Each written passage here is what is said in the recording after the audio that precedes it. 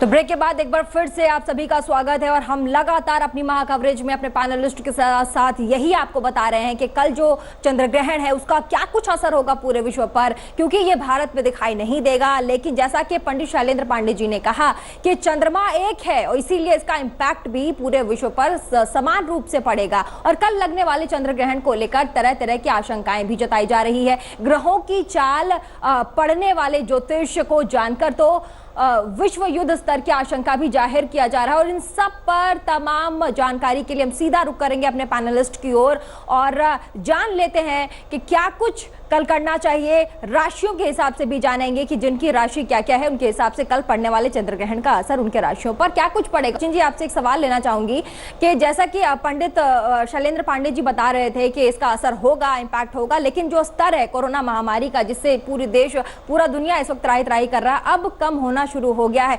राशि के हिसाब की हम बात करेंगे और साथ में शुक्र, जिसका शुक्र कमजोर है पंडित जी, उसको कल क्या करना चाहिए।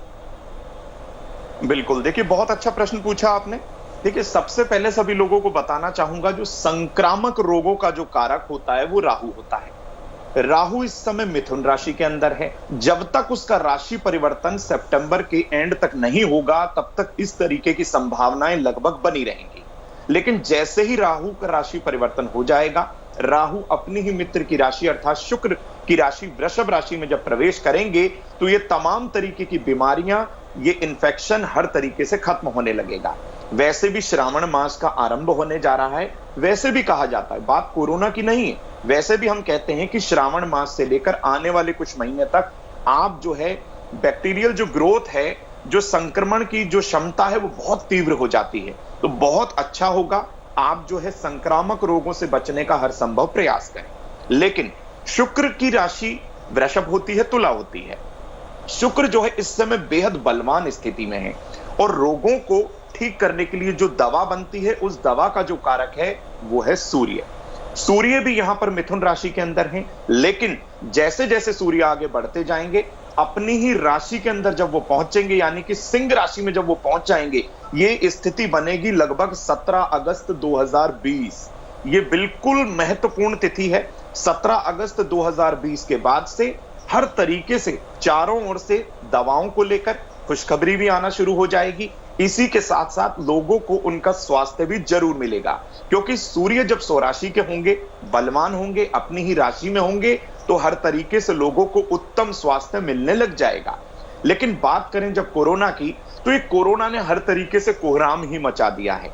तो इस कोरोना को खत्म करने के लिए भी थोड़ा सा सोशल डिस्टेंसिंग तो करनी ही होगी और अपने फेफड़ों को, अपने लंग्स को, क्योंकि चौथा भाव होता है ये और वहीं पर ये बहुत तेजी से अटैक कर देता है, तो थोड़ा सा प्राणायाम का सहारा लें, थोड़ा सा योग का सहारा लें और अपने चिकित्सक से, अपने डॉक्टर से हर संभव कोशिश करके सलाह ले लीजिएगा।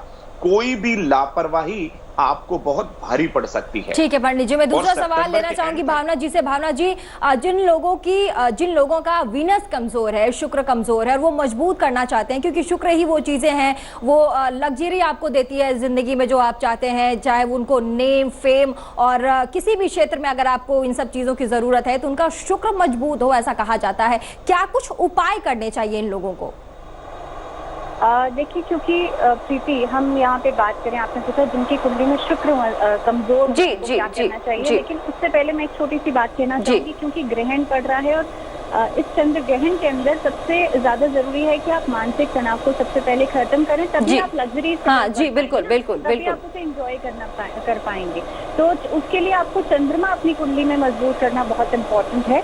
और आप देखेंगे कि चंद्रमा को मजबूत करने के लिए मैं ये कहूंगी, इस समय पर आपको इस लूनर इक्लिप्स के दौरान भगवान शिव की आराधना जरूर करनी चाहिए, क्योंकि जैसे हमने पहले भी कहा कि डिप्रेशन, एंजाइटी इस समय पर आपको बहुत ज्यादा हो सकती है because of this pandemic also. और आप देखेंगे कि इस समय की जो ग्रहण की श्रृंखला है, ये बैक टू बैक इतने सारे ग्रहण पड़ रहे हैं, तो डिप्रेशन, एंजाइटी, फाइनेंशियल क्राइसिस जो है इस समय पर चल रही है। तो इस दौरान आपको शिवाष्टक का जाप जरूर करना चाहिए। श्रावण का महीना भी शुरू हो रहा है और खासतौर पे आपको बता दूं कि इस बार श्रावण का महीना सोमवार से शुरू होकर सोमवार पर ही खत्म हो रहा है। तो नियमित रूप से शिवाष्टक का पाठ, नमः शिवाय का पाठ, या फिर आप कोशिश करें महामृत्युंजय का चैंटिंग जो है वो आप जरूर करें ग्रहण के दौरान भी। अब बात कर लेते हैं शुक्र को मजबूत करने के लिए आपको लक्ष्मी जी की पूजा नियमित रूप से करनी चाहिए। और आप देखेंगे कि सफेद चीजों का दान आप करें, सफेद चीजों का डोनेशन आप करें, या फिर माँ लक्ष्मी को आप लाल पुष्प अर्पित करें। और कोशिश करें कि अगर आप हो सके तो इत्र जो है वो आप माँ लक्ष्मी को जरूर अर्पित करें। तो इस दौरान भगवान शिव की पूजा श्रेष्ठ रहेगी और माँ लक्ष्मी की पूजा जो है आपके लिए फाइनेंशियल डिस्टर्बेंस से आपको बचाएगी, लग्जरीज की तरफ आपको लेकर के जाएगी। ओम महालक्ष्मी नमः इस मंत्र का जाप नियमित रूप से आप लोग कर सकते हैं इस श्रावण मास के दौरान भी, इस ग्रहण के दौरान भी। और मैं हमेशा कहती हूँ कि ग्रहण की जब भी बात आ जाती है, हालांकि हम सभी यही कह रहे हैं कि सूतक काल यहाँ पे वैलिड नहीं है, जिससे तो उसके ग्रहण का असर भारत में, क्योंकि ग्रहण दिखेगा ही नहीं भारत में, लेकिन जब भी ग्रहण का समय होता है, चंद्रमा ग्रसित होता है, तो ये एक अच्छा मौका होता है कि आप मंत्र चैंटिंग करके, बिकॉज हम जब एक सबकॉन्शियस लेवल पर बात करते हैं ना, तो आई ऑलवेज से कि कोष्ठी के तरीके से जब भी आप ध्यान की मुद्रा में होते हैं तो कहा जाता है कि ग्रहण का मौका बहुत अच्छा मौका है कि आप ध्यान बहुत अच्छा लगा सकते हैं। आप जो भी मांगेंगे, जो भी मैनिफेस्ट करेंगे वो आपको जरूर मिलेगा। तो एक ऐसी अवधि होती है जिस समय पर सूर्य, चंद्रमा और पृथ्वी सीध में आ जाते हैं, तो सोचे कि कितना अच्छा मौका है। तो इस समय पर आप अगर चाहे अपनी फाइनेंशियल क्राइसिस को खत्म करना चाहते हैं अपने जीवन में, आप लग। ठीक है भावना जी, तो मतलब जिन लोगों को जो भी चाहिए वो इस जब ग्रहण लगेगा तब वो मंत्र जाप करके भगवान से वो सब चीजें मांग सकते हैं। और सीधा रुक करेंगे पंडित शैलेंद्र पांडे जी की ओर, जो कि बताएंगे राशियों के हिसाब से कल लगने वाले चंद्र ग्रहण का कितना कुछ असर होगा। पंडित जी देखिए, अगर राशियों की बात करें तो मुख्यतः मेष से लेकर मीन राशि तक का मामला है। इसमें 3 राशियों के लिए ये ग्रहण बहुत अच्छा रहने वाला है। एक राशि है कर्क, दूसरी राशि है तुला और तीसरी राशि है कुंभ, जिसके लिए ग्रहण के परिणाम बेहद फेवरेबल होंगे, बेहद अच्छे होंगे। हालांकि इनके जिंदगी में भी बदलाव होंगे, लेकिन ये बदलाव इनके लिए बड़े सकारात्मक होंगे, बड़े पॉजिटिव होंगे। 3 राशियां हैं जिनके लिए ग्रहण के परिणाम बहुत ही बुरे हैं। वृष राशि, मिथुन राशि और धनु राशि। वृष, मिथुन और धनु वालों को बहुत सतर्क रहना होगा, बहुत सावधान रहना होगा। निर्णय लेने के मामले में जरा भी लापरवाही मत करिएगा और 20 जुलाई तक किसी तरह की लापरवाही ना करें तो आपके लिए बहुत अच्छा रहेगा।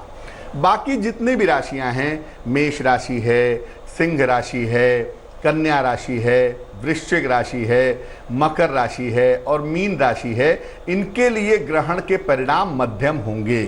जैसा कि भावना जी ने अभी बताया, बड़ी कीमती बात है। देखिए, जब ग्रहण का समय होगा सुबह 8:37 से दोपहर के 11:22 तक, इस समय में भगवान शिव की पूजा जरूर करिएगा। भगवान शिव की पूजा करिएगा, आपको लाभ होगा।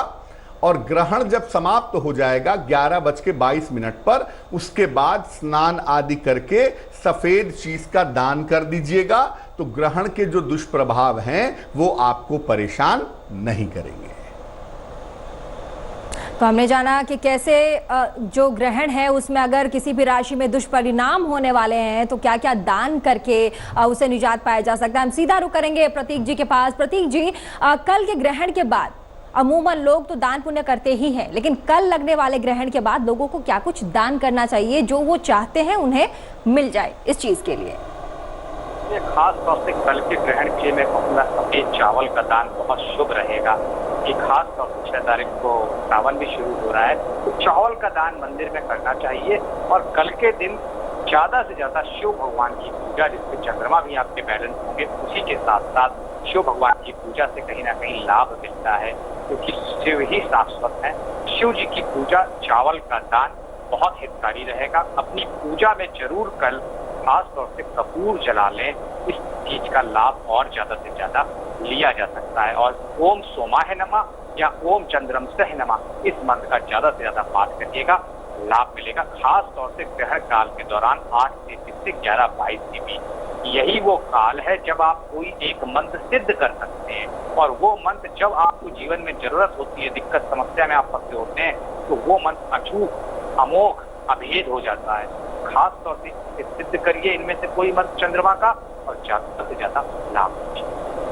एक सवाल जो मेरे जहन में काफी देर से अभी मैं जब बात कर रही थी तो चल रहा था, जो क्योंकि हमारे दर्शक तमाम तरह के लोग हैं, ऐसे लोग जिनकी जिंदगी में कुछ भी अच्छा नहीं चल रहा, वो यही चाहते होंगे कि कल जो ग्रहण है उसके बाद उनकी जिंदगी में चीजें थोड़ी सी ट्रैक पे आए, थोड़ी सी पटरी पे आए। मैं इस सवाल का जवाब जानना चाहूंगी पंडित सचिन जी से। सचिन जी, कल ऐसे लोगों को क्या करना चाहिए जो अपनी जिंदगी से हताश है, जिनको लगता है कि मेरी जिंदगी में अब कुछ अच्छा नहीं चल रहा, उनको क्या कुछ करना चाहिए? बिल्कुल, देखिए कल ग्रहण होने के साथ साथ गुरु पूर्णिमा का पर्व भी है। गुरुर ब्रह्मा गुरुर विष्णु गुरुर्देव महेश्वरा गुरुर साक्षात परब्रह्म तस्मै श्री गुरुवे नमः। अर्थात भगवान की उपासना के साथ साथ जो आपको सही मार्ग पर ले जाए, जो आपको सदमार्ग पर रखे, सही रास्ता दिखाए, वही है आपका सच्चा गुरु। तो सबसे पहले तो आप किसी ना किसी व्यक्ति विशेष को जो आपको बहुत लाभ पहुंचाते हैं, आपको रास्ता दिखाते हैं, आपको सदमार्ग पर रखते हैं, सबसे पहले तो उनका आप आशीर्वाद ले लीजिए। तमाम तरीके की परेशानियां अपने गुरु के सानिध्य में आने से खत्म हो जाती हैं। जो लोग बेहद परेशान हैं, उनको लगता है उनकी जिंदगी में बहुत अच्छे काम नहीं हो रहे, उनके रुके हुए कार्य जो है बन नहीं पा रहे हैं, सब काम अटका हुआ है, तो कल के दिन पूर्णिमा का दिन है। चंद्र ग्रहण काल के दौरान भगवान भोलेनाथ के शिवाष्टक का पाठ करें, नमः शिवाय या ओम नमः शिवाय मंत्र का जाप करें। अपनी ही उम्र की संख्या के बराबर बेलपत्र पहले से ही लाकर रखें। उन बेलपत्र पर सफेद चंदन में गंगा जल मिलाकर राम राम लिखकर शिवलिंग पर चिकनी सतह की तरफ से उल्टा करके अर्पित कर दें। ये चंद्र ग्रहण काल के दौरान आप कर लीजिएगा, और जैसे ही ग्रहण खत्म हो उसके बाद लगभग 11:30 बजे के बाद शिवलिंग पर उल्टा पंडित जी, करके समय की बहुत अर्पित कमी है, कर जल्दी दीजिए। जल्दी से एक छोटा सा सवाल का जवाब मैं भावना जी से जानना चाहूंगी। जल्दी जल्दी भावना जी, लड़कियों को कल क्या करना चाहिए जिनकी शादियां नहीं हो रही है? जल्दी जल्दी। क्योंकि प्रीति कल से श्रावण का महीना भी शुरू हो रहा है और भगवान शिव और माँ पार्वती का गठबंधन जरूर करें गेंदे के पुष्पों की माला के साथ जी। भगवान शिव को सफेद पुष्प जरूर अर्पित करें, माँ पार्वती को इत्र जरूर अर्पित करें और कोशिश करें सुबह के समय आप शिव परिवार की पूजा जरूर करें। इससे आपकी शादी में हो रहा विलंब जो है वो खत्म होगा। चलिए, बहुत बहुत शुक्रिया हमारे तमाम पैनलिस्ट का हमारे साथ जुड़े और उन्होंने जानकारी दी कि कल क्या कुछ करना चाहिए, कल जो चंद्र ग्रहण लगने वाला है उससे पहले क्या कुछ करें, उसके बाद क्या कुछ करें, और जब चंद्र ग्रहण लगेगा उसके दौरान क्या कुछ करें, किन किन सावधानियों का पालन करें। तो चलिए, हमारी इस खास पेशकश में फिलहाल बस इतना ही, और देश और दुनिया की बाकी तमाम खबरों को देखने के लिए बने रहिए तेज के साथ।